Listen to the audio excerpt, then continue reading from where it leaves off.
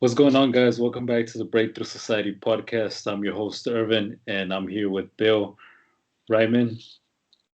What's going on, Bill? How you doing, man? Doing great, man. we had a pretty long conversation before we hit record here. Yeah. Yeah, that could have been a whole podcast within itself, that whole conversation. Yeah. So, it's like a good 45 minutes. Yeah. But yeah, dude, finally was able to get you on the podcast. Thanks for taking the time to be here.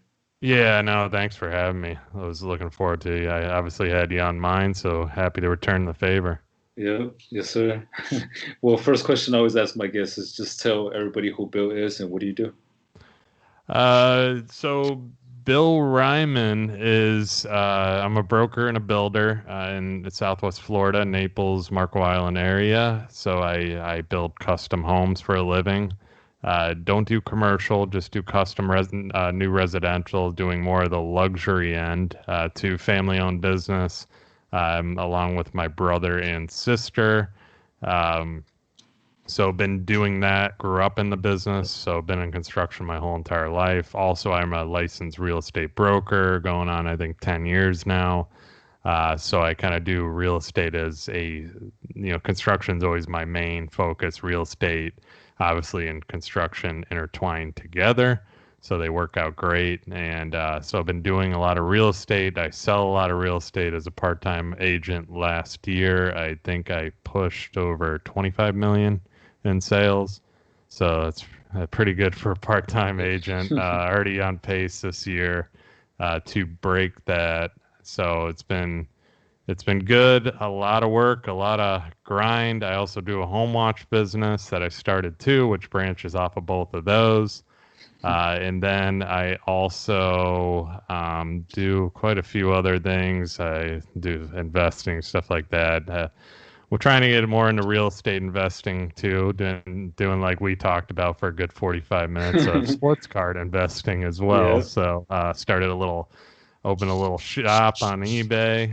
Hobby Hour is my thing. And then got to open my LLC here. I've just been putting it off. So with that one. So yeah, man, I wear many hats. So. So nice, man. So what was your first hustle of like your actual hustle that you used to have? First one ever. Yeah, but like they used to have. Yeah, like they used to currently have. Because I know a lot of people like before they actually get into their main gig, they start like small businesses or jobs like before that. Yeah, so. I've jumped around. Like I've always been the one to try and do different things. I've always been a salesman, let's put it that way. So I've kind of always tried to figure out and follow where I can make money. I don't like to have money sit. So, like I sold cars in my past. I did that out of the blue because I wanted to make money. I was tired of digging ditches and stuff like that. So I saw an opportunity when I got done playing college football because I got hurt. I played college football for 2 years. But once I got done with football, I kind of was like, all right, I'm going to take a break from college. And then I went and ended up working in the car business because my sister's boyfriend at the time was selling cars. He's like, hey, man, you can make a lot of good money doing this. I'll get you a job. I was 20 years old, youngest by far. And dove in, had no idea what I was doing, never sold anything like that before. I remember I've told this story in the past with that whole thing was kind of got thrown in with the wolves. Obviously, car salesmen, they were all probably about 30 years older than me and, slick back hair and, just there's this 20-year-old kid out there. And I remember the main guy that that was their top salesman wouldn't even look at me or talk to me. He thought his shit. Can I cuss on this? Yeah. He thought his shit didn't stink, basically. And I remember that. It pissed me off. So I said, I'm going to set out to beat this guy. So after what I actually did is I actually I had to learn what I was selling. So that's how I knew I'd get better at it. I went in the brochure room that they had, took every single vehicle's brochure, and I went home and I sat and wrote down every single car on 2 separate notepads of the make and the model of what they were, every detail about them, and I carried those 2 notepads with me every single day. So every car I showed, I bust out that notepad, read off of it until I memorized it. And eventually I had every car memorized. Well, my second month there, I started climbing up the leaderboard. Third month, I was top in sales. Fourth month, top in sales in both departments, and fifth month, top in sales again. So let's put it this way: that guy started talking to me, kissing my ass because he knew I was beating him every month. And I ended up leaving the car business. They were actually trying to progress me in it, but I didn't want to do that. It wasn't what plus I was young. I was like 21 when I left there. Wanted to go back to college because when we're in college, what do we think of? Parties and girls, and I don't want to live my 21-year-old days as a car salesman. But that was kind of my first. I mean, I've sold stuff prior to that. I remember in college when I was playing football to make money. This is probably illegal. Don't do it at home. But I remember making money off of. I took a girl's bra wire, and I actually was making deals because the laundry room had quarter machines. So the bra wire I figured out was the size of a quarter, the thickness of a quarter. So I would actually take the bra wire and use it as credits for the laundry. So I started charging other guys less on the football team for laundry. That was one thing. Yeah. So I've done, I mean, when I was a little kid, man, I pick up old golf balls on a golf course and I resold those on the side of a golf course. I always had some sports cards. I mean, as a kid growing up, traded Pokemon cards as a kid on the bus, flipping Pokemon cards. So I always kind of had that ambition to do what I do. It's led to what I do today. So yeah, it all like correlates to same thing, right? Yeah. Exactly. Cool, man. So, like, how did you get into the construction? I grew up in it. My dad was always in construction since I was obviously born. So my dad was a hard worker. That's what kind of instilled it in me. I never really saw him growing up as a little kid, but it didn't bother me because I saw him when it mattered. Like football games, stuff like that. That's the first thing I would do is look up in the stands, make sure my dad was there, my mom, but he was always there. So but he worked. He always worked. He'd work late. He'd come home. And he'd fall asleep hanging out with us, like, because he was tired, and he just kind of seeing that growing up instilled it in me is that it's something I need to do too. I was talking about it with you. It's my girlfriend thinks I'm nuts because I'm always on my computer editing, or I'm sorting cards, or I'm doing something that's going to continuously get me to be better, and stuff like that, and always trying to find a way. But that's how I got into the business. My dad was in it. So growing up, he always made us work. He always made us work for what we wanted. So if I wanted a new video game system or something like that, I had to work for it. He wouldn't get it. He said, "You want that? You work for it. You want a game, or you want something, you have to work for it. Go do this, go do that." He had us doing stuff as kids we probably should have not have done, like being up high scaffolding and stuff like that. But it's just we learned from a young age that you have to earn what you get. And so yeah, to answer your question without hopping all over the place, that's kind of how I grew up in the business. He was a concrete guy for a long time, started his own business from scratch and got into custom homes in Illinois. And then we moved down to Florida in the 90s, 95. And I always worked for him growing up, like all the time, sweeping jobs, digging ditches, doing the work nobody wants to do.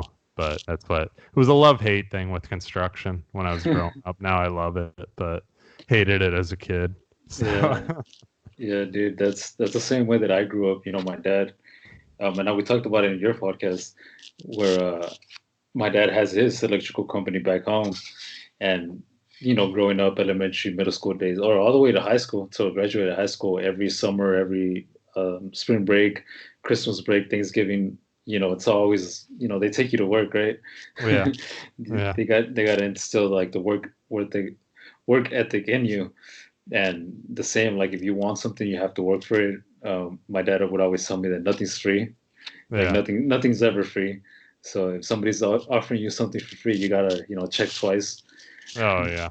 Well, I remember. I mean, even in college, I when I went back to college to finish up, I went to USF and I actually joined the fraternity and stuff like that. And I remember they would have fraternity parties on the weekends, and I'd have to go home to work.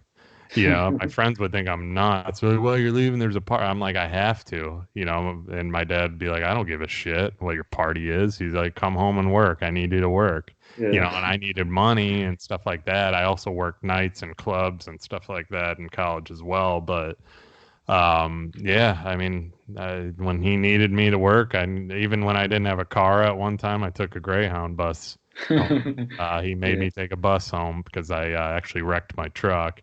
Dumb story, but I was being dumb, but long story. But it was he's like, yeah, I need you this weekend.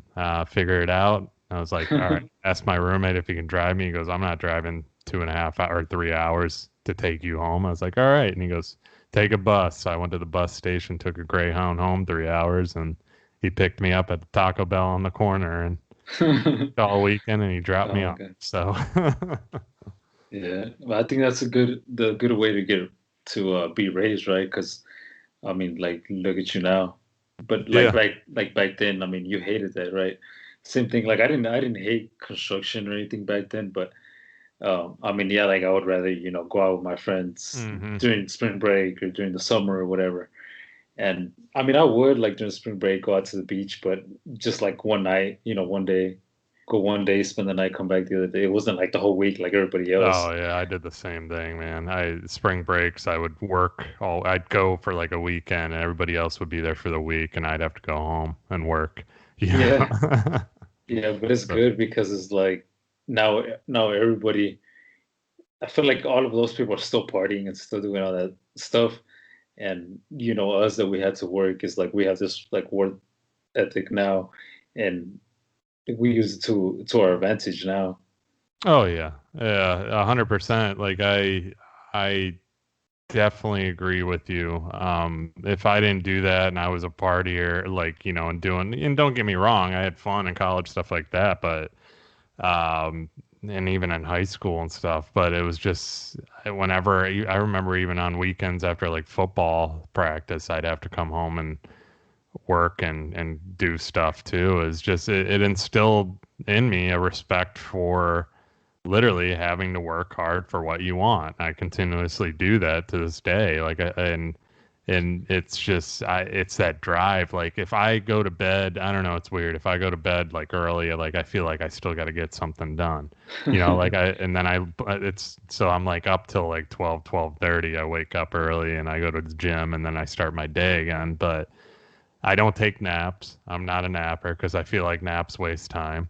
I've never been a napper because I'm constantly thinking too much of what I could be doing. And that's a different mindset too to have. It's not everybody has that. There's a lot of people that are like, oh, I need to take a quick nap. I'm tired, this and that. I'm like, man, you're wasting time. That hour nap or that 30 minutes, I can get a lot done. So it's a difference maker. Yeah, dude, for sure. Like you think back of those moments and like you're grateful for that, right? And how you were saying that, like when somebody else says, "Oh, I need to take a nap. I'm tired," you're looking at them like, "No, dude, like you don't need a nap. You need to get your shit done." And drink your coffee, man. Go through the drive-thru, grab a coffee at Starbucks. It'll take you 3 minutes versus that 35-minute nap or whatever you're gonna take, and then you'll have an energy and just keep going. Sleep at night. So not against nappers, nothing against you nappers out there. Some people just have to do it and they do a little power nap, and nothing against that, but it's just I'm different. I'm wired different. I can't do it. So. Yeah, dude. Yeah. Do you feel like, because I know you're doing 75 hard right now, so do you feel that 75 hard like just added fuel to that mindset? Big time. Yeah, because there's no drinking, there's no unhealthy eating, there's a lot more I mean, it's hard. It really is hard. That's why it's 75 hard, and I'm experiencing how hard it is because when you're in my business, I'm a social drinker. Like I went to a golf outing two weekends ago for a charity event with a customer of mine. high-end golf outing, a lot of high-end clientele there, stuff like that, and open bar, golf carts driving around serving everybody. The guy I was with, is asking me constantly, "Come on, are you gonna have something?" "No, I can't. No, I can't." "What's wrong with you?" "Can't do it for another 45 days or whatever." And then I'm in the business. I have a decorator. He owns a big decorating firm. He asked me, he goes, "When are you done with this challenge?" I go, "Why?" He goes, "Because we're going to the Keys. I got a bunch of high-end clientele coming. I can't just have you standing there." I was like, "I got to get it done." He goes, "Can't you just get it done earlier?" I go, "It doesn't work like that." So, I mean, it's not just the drink. I needed it personally. I mean, found myself slipping back to kind of, I'm a very productive person, but I wasn't as productive. Now I'm just craziness as far as productivity, because it's like, I don't know, it adds a whole nother level. Yeah, I got, like, after this, I got to go for I'm going to do an outdoor walk for 45 minutes. Like, but it's like, and I actually enjoy those walks, even though you got to walk fast, but I enjoy those walks because it's like that time alone to reset my mind. And then I'll come back and I'll start like editing, or I'll sort cards, or Yeah. and I'm right back to it. And it's been good though. It's been challenging just fitting the schedule in and getting everything done. I still got to read, like, it's just, that's a big challenge with it. But the weekends are challenging too. But once I do something and I put my mindset to it, I won't fail. I almost failed once though. I started laying down. And I forgot my progress picture, and I started laying Dude. down, and I almost fell asleep. But my girlfriend came came home in the room, and like I was like, oh, and I was like, oh crap, I didn't do the progress picture. So thank God she came in there, Yeah. because I would have been out. That would Oh man, yeah. dude. So that saved me from doing it for 30 something days and starting over. So Yeah, dude. And it's crazy how, like, man, because like when I started doing it, like once I took control of myself as a person, like everything else around me just got so much easier. I guess like I was able to I mean, I control everything else, but you feel like you can control everything else around you. If you get what I'm saying, oh yeah, like like today. work or something. Oh yeah, today's a Like you go big to work, yeah. well, today's a big example of that. Like my day was nuts. It was all over the board. I had two meetings in person with people. In between those meetings, I have to train somebody. I have to handle our warranty stuff. So I'm like constantly bouncing around, and constantly like, but stress piles up, and without this and having that clarity to be able to kind of function and get stuff done, and say, all right, you got time to do that. I don't know, my mind's so much clearer too. That's another thing. And I'm like, all right, you can put this here, you can move this here, you can do, like I said, I had 2 podcasts scheduled for tomorrow and Saturday, and it's like before I would have been like, I can't do it. I just can't. But I'm like, no, you can move this here. People are going to understand you're busy. I got people flying in town. I got to show property. Stuff comes up. Uh, stress wise, it's helped me big time, because being into the construction business and real estate, it's a lot on somebody's plate. And I think, not if I would have not have done this and kept down the road I was going, I wouldn't be where I'm at today, like where I'm at, being able to kind of conquer all these different things and work it the way I have been too. Now I'm grateful I did it. Do I miss beer? Yes, I love beer. I love a good IPA. I'm sorry, I'm never gonna not do that. So that's probably the Yeah. first thing on day 76 that I'm gonna celebrate with, is a big ice cold beer, IPA, preferably, and some chicken wings. Oh, Or some dude. Mexican food too. Yeah, I don't Yeah. know. So I'll probably not feel good the next day, but yeah, it's gonna be well earned. So Yeah, dude, that's you're preaching right there, man, with the chicken wings and the beer. Yeah, but like every time I go to the bar now, it's like, because I'm not on it, right? But I think like, should I get a beer or not?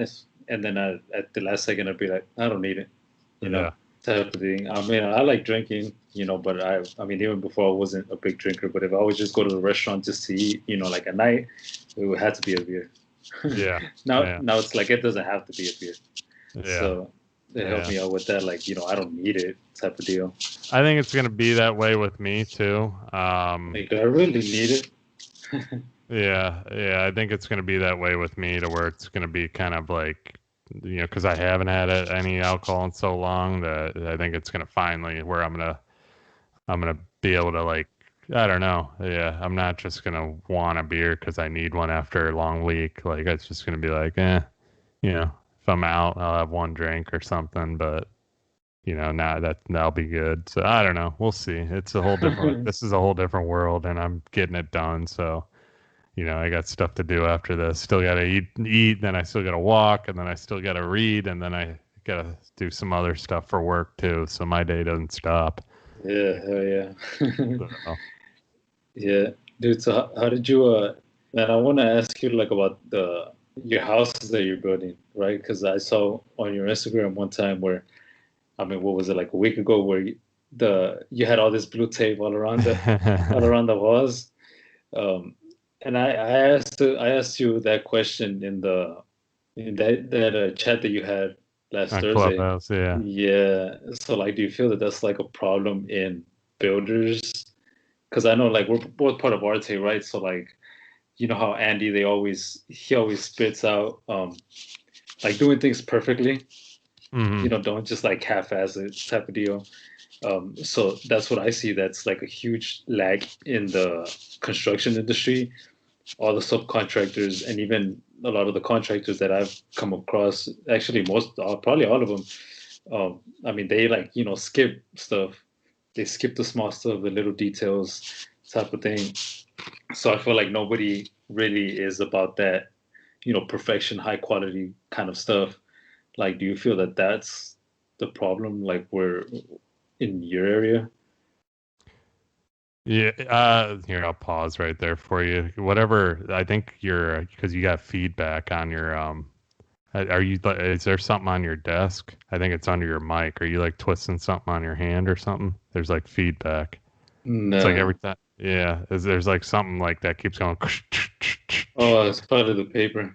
Yeah, that's what it is. I was like, you can hear it big time on my end. Yeah. Mike, I know you're recording, so I know you're gonna be like crap. Yeah, shit. Yeah, but no, it's not bad. Like, it's like, just I want to give you the heads up now before we keep going, because it's like making that like a scratching noise on my end too. Okay. I gotta look out, fellow podcaster, man. I gotta look out because that's gonna be a heck of an edit. But we'll keep rolling. What was the question again? Oh yeah, the blue tape thing. Do I see that? Yeah, I can ask it again. So yeah, go ahead. Like in the construction industry, like where you're from, or since you started it, do you feel that like the high quality perfection type of thing is like there's like a huge gap in that in the custom home builds over there? Because I feel like you're doing it, right? Like you're like detailing everything. You want everything to look perfect, of course, right? Because you want the end product to look good for your clients. But I feel like out of everybody that I've come across, like all the home builders, I feel like you're the only one that's actually doing it like that, or the way that it's supposed to be. Everybody else is kind of like half-assing it, just doing it to make it look good enough. Like, do you feel that that's like a big gap in the industry, construction industry? I do 100%. And the reason, because I've seen other builders' stuff, and I know for a fact they don't go to the extent that we do. Yeah. And yeah, it takes time, and that's part of the issue. Is they say they don't have the time to do it, but like, you talked about the blue tape thing a second ago. We blue taped. So for people that don't know, we do a drywall punch out. This isn't even the regular punch out for paint. Usually people just or builders just do a paint punch out or before the final walkthrough or whatever. But we actually do a drywall punch out because we're doing a lot of level 5 smooth coat drywall on the interiors. Smooth coat, you can't really hide any imperfection, and if there is, we see it. So most builders wouldn't take care of those imperfections, even the little ones, like a little bubble in the drywall, mud, whatever. We do. We're fanatics about having everything perfect, and that's why we do what we do, and we are who we are as a builder. So is there a gap with that? Yeah, because I think the builders think because of time, they don't have it. They don't want to take the time to do it because it is a lot of commitment. Like it took me and my brother all day to do that. That was a 4,200 square foot house. Actually, it took us 2 days.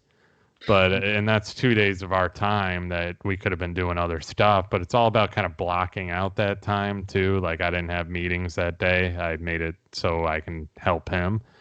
And we do it personally because we know what to look for on that end and how to do it the right way. We want it done a certain way, and it's hard to have, like, we have a laborer that works for us. It's hard to have him do it because he's not going to go to the extent that we do and see the stuff that we do too.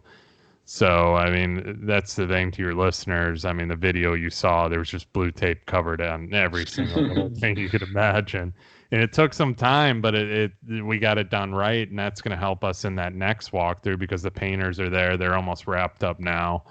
And once the painters are done, we'll obviously go to the next steps in the house, but then we'll do a full-on construction clean, make sure everything's clean, perfect, and then we'll walk through and do a paint punch-out.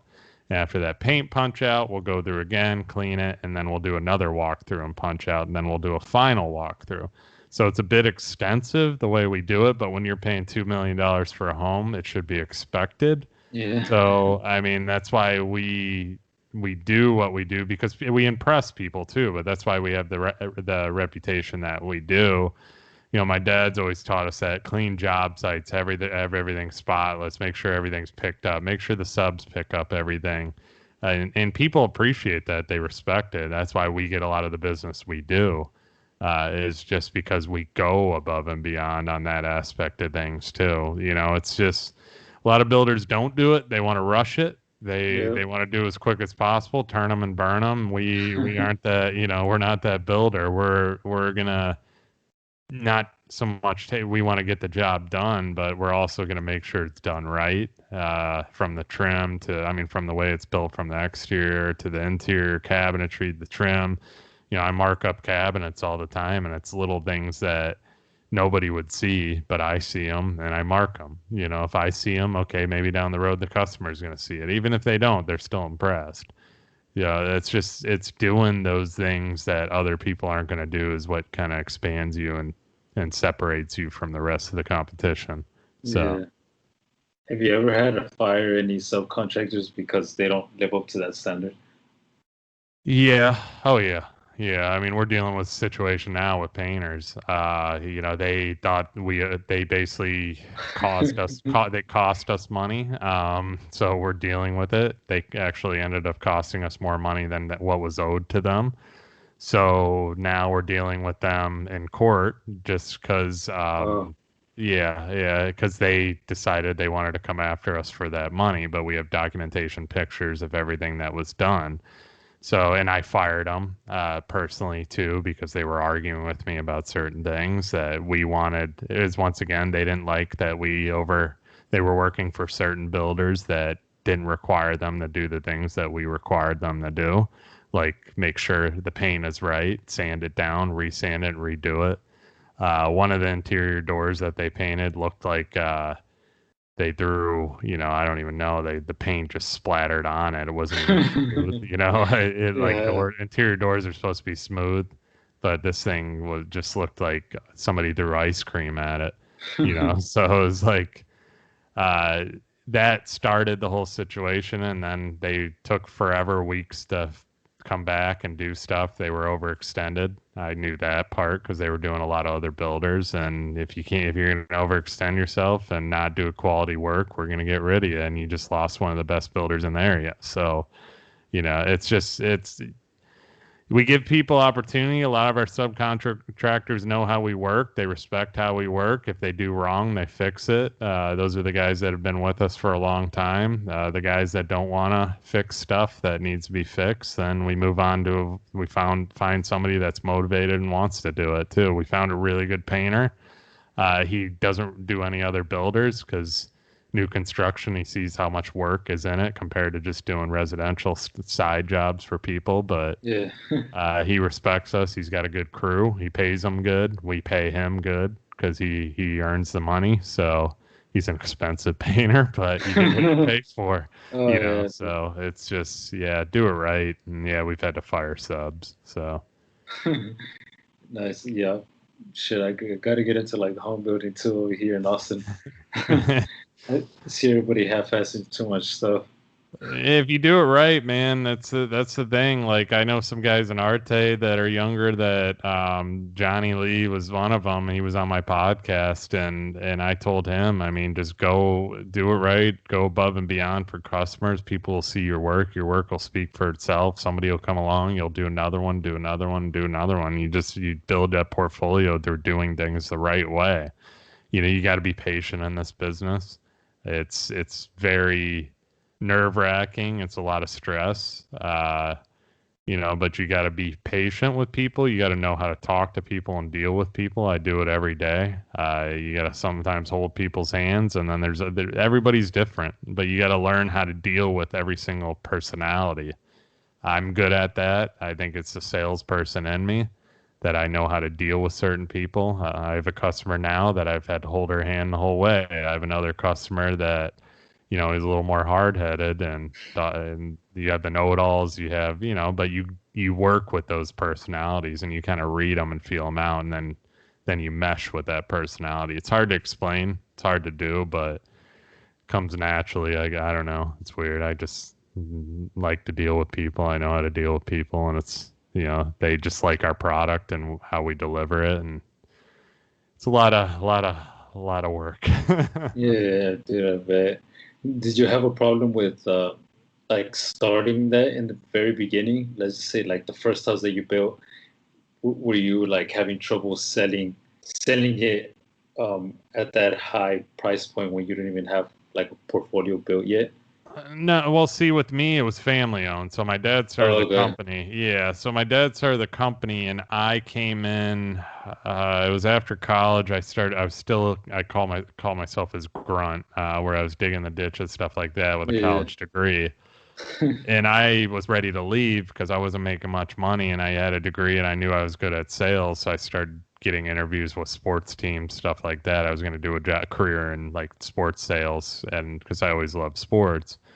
But he talked me out of it. I got a real estate license, started pushing his stuff, marketing his stuff, and I kind of grew his business. Within the last 10 years, we just grew and grew and grew. And I don't think his company's ever done as many houses as we have since I've grown it. And my dad's really not involved as much anymore right now. He's still, obviously, he started the business, but he sees me and my brother handling everything, and continues to grow. I promoted us and shifted us into the luxury end. This happened about, it was a slow shift because I knew how to do it the right way. You know, because after the crash and everything, big houses weren't really going up. So we transitioned into smaller stuff, meaning 2,000 to 3,000 square feet. And now we're doing everything from 4,000 to 10,000 square feet. So, but now it's luxury wine rooms, custom built-ins, custom ceiling details, like everything's like to what the customer wants and envisions. Pinterest pictures all the time, you know, but we Yeah. make it happen. And it was a lot of work getting there, but it's a lot of people see, you know, the last model home we did, it was 100% like my baby, my work of art. Like I put every idea that I had with the architect into it. Worked with my brother and just in everything I envisioned, everything listening to customers. hearing what their wants and needs were, went into that house, and it was probably the top model home. We won 5 major awards on it. Wow. And I picked the decorator that was with it, which I'm good friends with to this day, and he's doing 5 of our current homes right now, one of the biggest decorating firms in the country. And he continues to grow too. And yeah, he's a good friend of mine. He needs to be an Arete. He's that type of mindset too. Yeah.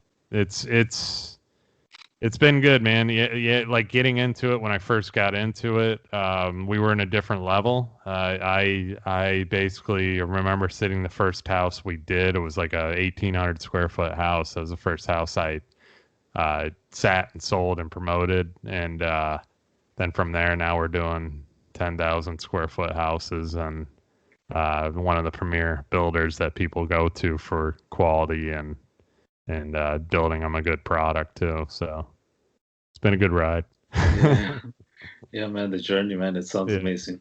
Still going. So I plan on growing. I plan on expanding and up the state. I want to be in the St. Pete area, Treasure Island, stuff like that.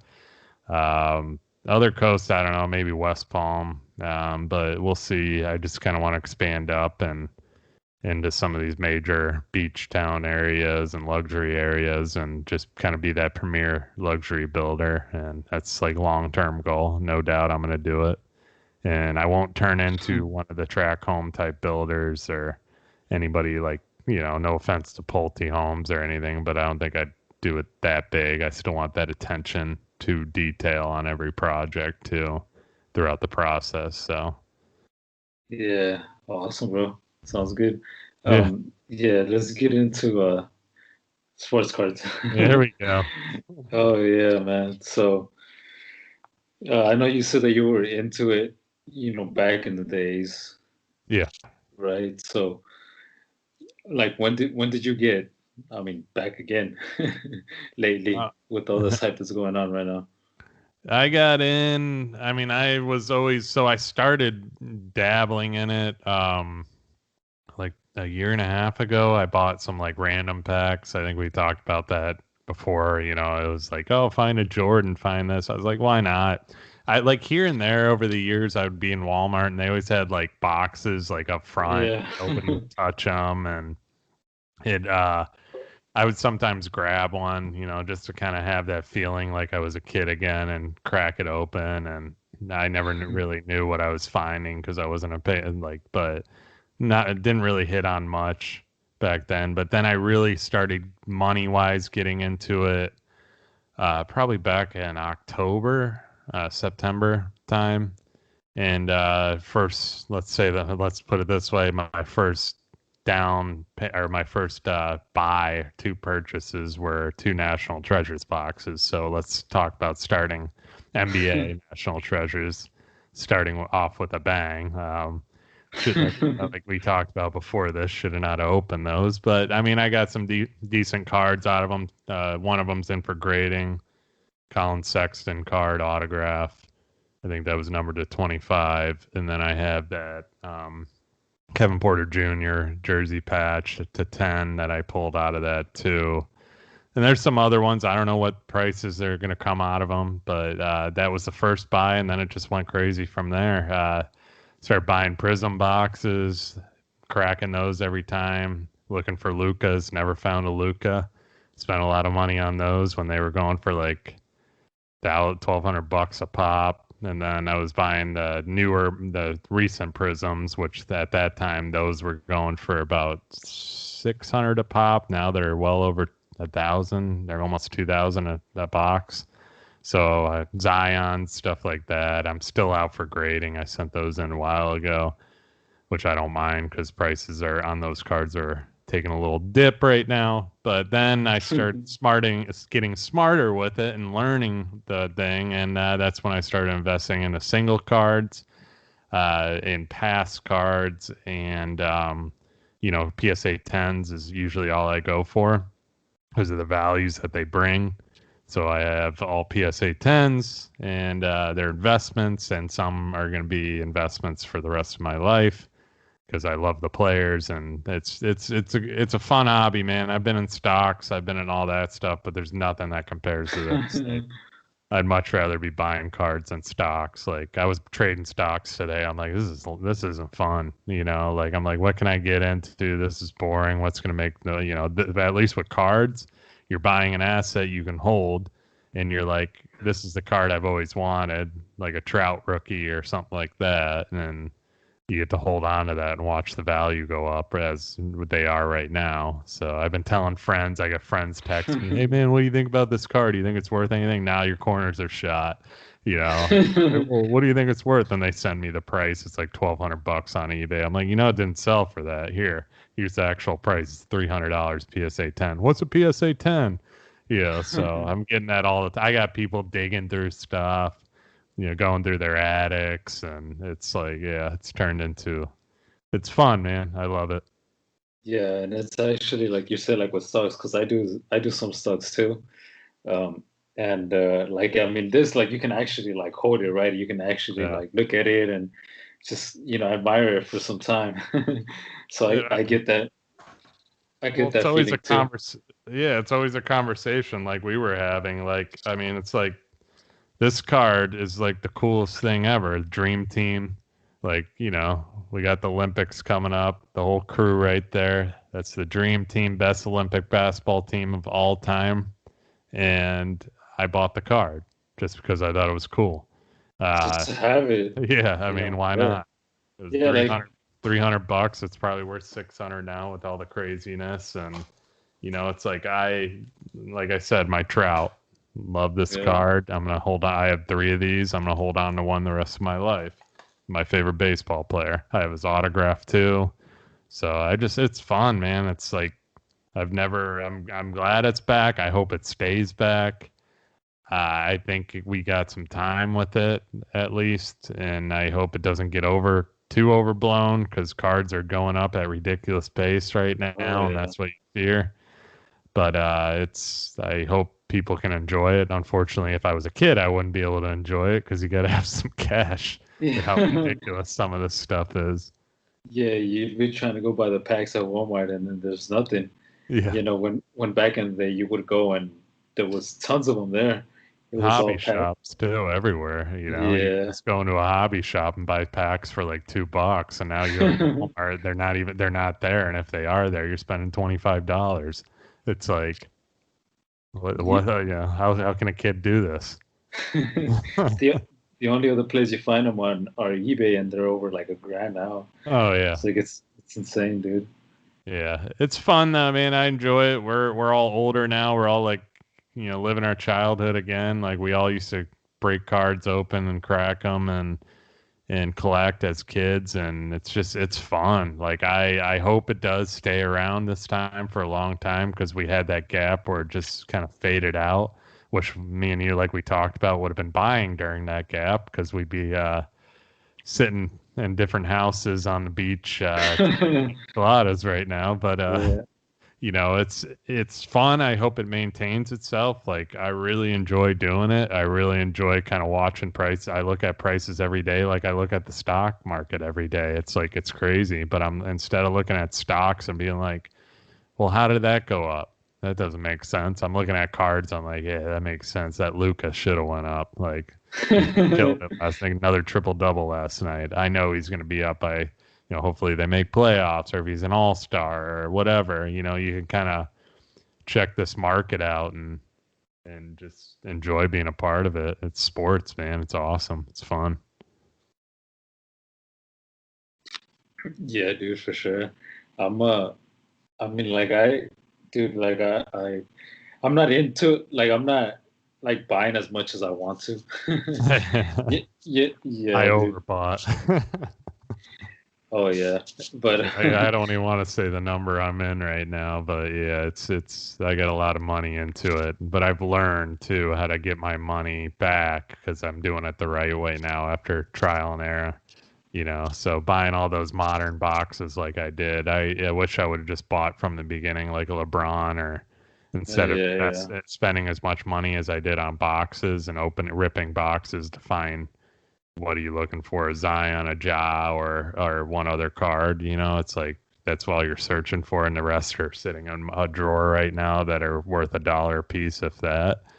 So it's like it's like I wish I would have just put all that money into a LeBron rookie, and I'd be sitting nicely right now. So I learned, you got to learn. You got to go through the trial and error. So if anybody's listening to this, going through looking at cards, try and buy some PSA 10s is my advice. If there's a guy you think that's up and coming, just go with your gut.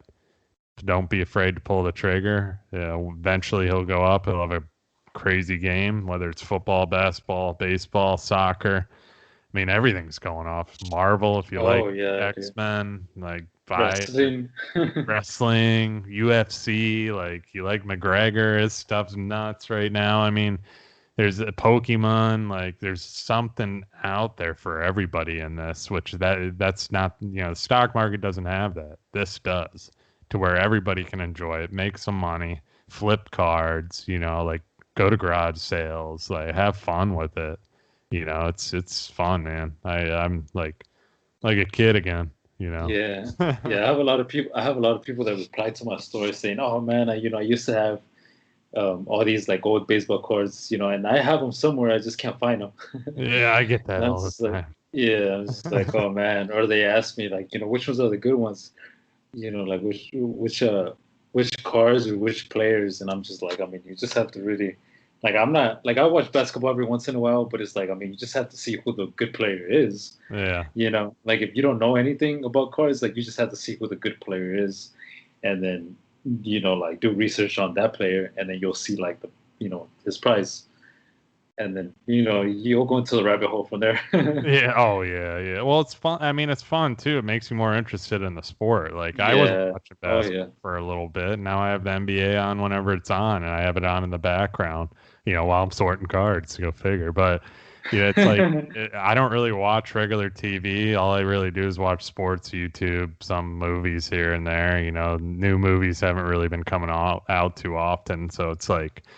But I'm a big sports fan, and I get friends. I had one last night texted me. He had sent me some cards. One of them was a Frank Thomas rookie card, Topps rookie card, which I said that in a PSA 10 would be about $300.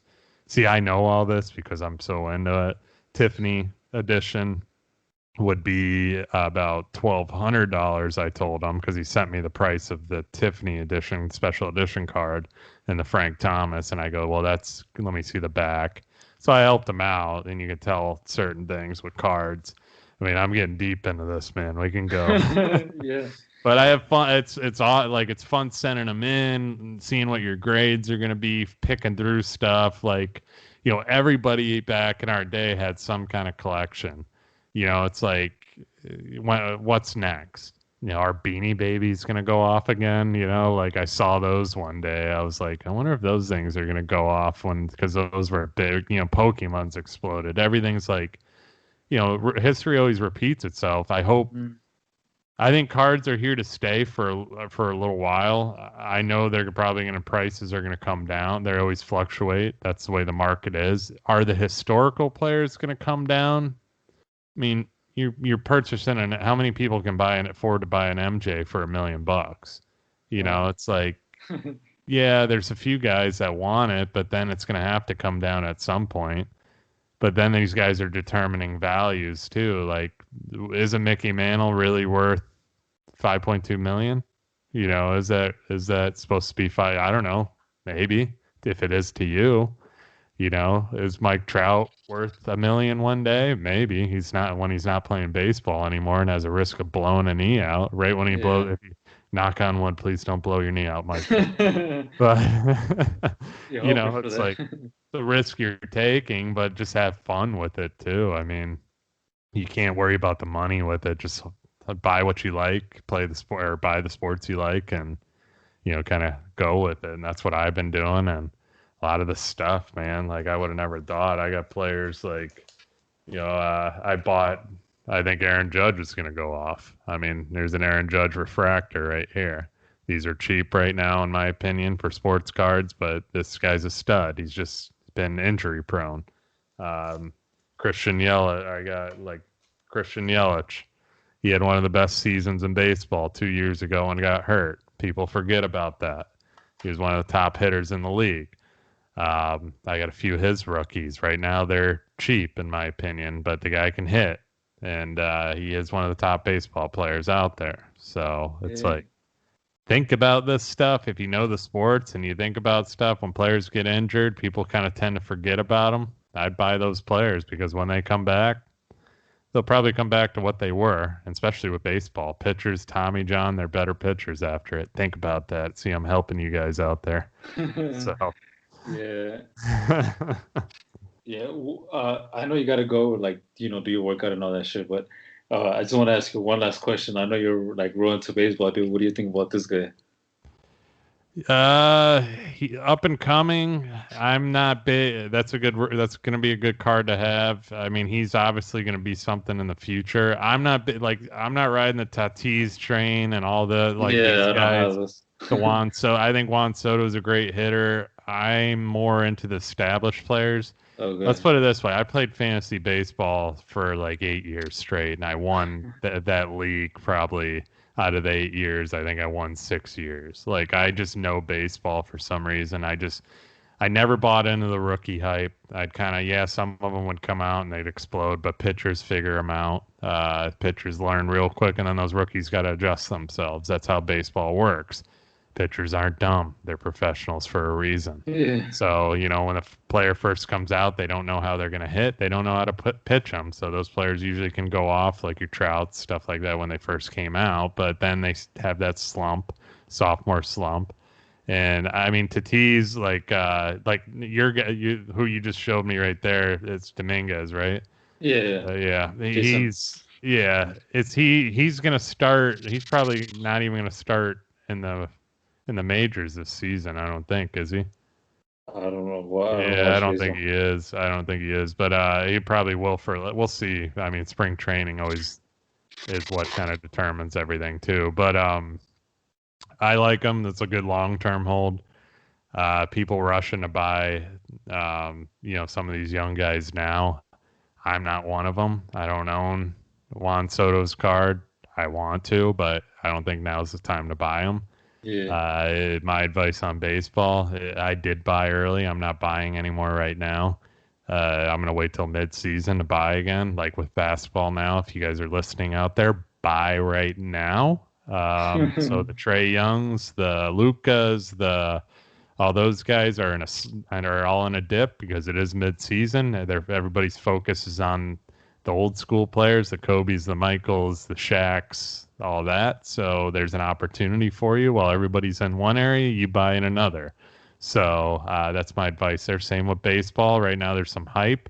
Once spring training hits, those cards are all going to explode even more. And then once mid-season hits, they're all going to come down because the hype breaks away and people start focusing on other things.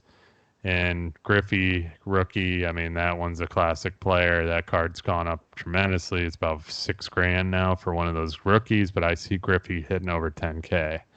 So at some point, especially when baseball starts and it's top of mind to people. When, I don't know. How crazy things are, I don't know, but we'll see. But yeah, it's a good card to own long term. I mean, right now I'm investing in I'm more of the Arenado's. That's his card. He just got traded. This one's one you can pick up for cheap. Pete Alonso. A lot of people that know baseball. That's Topps Chrome of him. Pete Alonso is Mookie Betts. That's the man right there. Dodgers now. Guy's a stud every single year. My Yelich. I have a Yelich collection because I think Christian Yelich is a hell of a player. That's an auto chrome. This one's a cheap one to pick up. Anthony Rendon, always a solid player every single year, all around. What else we got? There's that Tommy John for you. Recommended pickup. Severino, New York Yankees pitcher. He's not their ace because Cole's their ace, but you shall see those people that are laughing on the other end of the mic. And then this stud right here, people forget about him. Rice Hoskins, Phillies. That guy was a home run stud. Nobody's talking about him. And then my boy Joey Gallo. This guy's a home run hitter here too. Easily 50 plus. You got to know this. And then your boy Giancarlo. Mike Stanton back in the day. That's a good rookie to own right there too. He's cheap right now. If he can stay healthy, these guys stay healthy, they hit over 50 home runs. Those cards are all going up. So they're discount buys right now. Depending on what you think is a discount, but to me, I think if they're discount, they're going to go up. So there's your advice of the day on the card world if you guys are thinking about investing. Shit. All right, man. Yeah. Sounds good, dude. So before we wrap up here, just tell the listeners where they can find you and everything you're doing. Yeah, I appreciate it. You guys can find me on Instagram. It's at I'm Bill Reiman. The letter I and the letter M, Bill Reiman. Somebody took Bill Reiman. The guy's not too active, so he does, but I was kind of pissed off about that. So mine's I'm Bill Reiman. So you find me there on Instagram. Hobby Hour is my little card shop. My podcast is the Real Build Podcast. Irvin was on that with me. Go check out our episode. You guys want to hear about some electrical. And then there's plenty of other things about building and construction and real estate on there as well. Facebook, LinkedIn, YouTube, on all of those. Bill Reiman. It's hard not to find me. So that's pretty much it, man. I appreciate you having me on. Yeah, man, for sure, man. Thanks for taking the time being on the show. Thank you. Appreciate it. Awesome, man. Have a good one.